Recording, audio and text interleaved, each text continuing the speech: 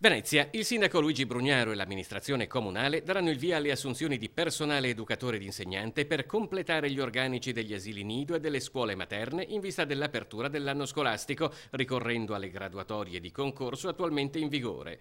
Lo annuncia l'assessore Paolo Romor.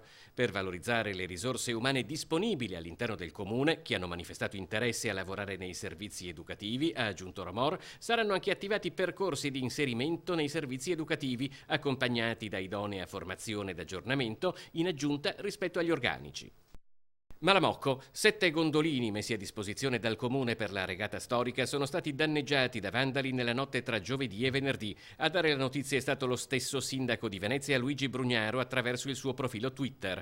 Grazie alle forze dell'ordine che sono già all'opera per trovare i responsabili, scrive Brugnaro. Siamo già al lavoro, li ripareremo in tempo per la regata storica. Non ci fermeranno, la musica è cambiata, le regole si rispettano. Gli scafi appaiono segati a metà nella parte di prua.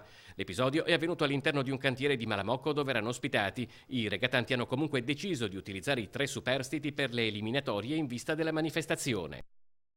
Musile di Piave ha rubato un calice nella chiesa Natività della Beata Vergine di Maria di Caposile, ma è stato individuato e denunciato dai carabinieri di San Donà di Piave. Protagonista un 26enne sandonatese già noto alle forze dell'ordine per vari furti commessi in passato.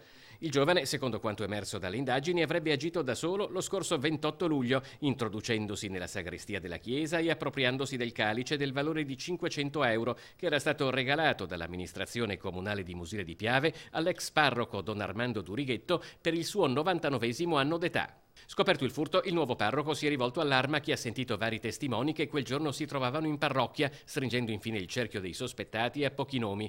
Tra questi anche il 26enne, la cui casa è stata oggetto di una perquisizione, durante la quale i carabinieri hanno recuperato il calice.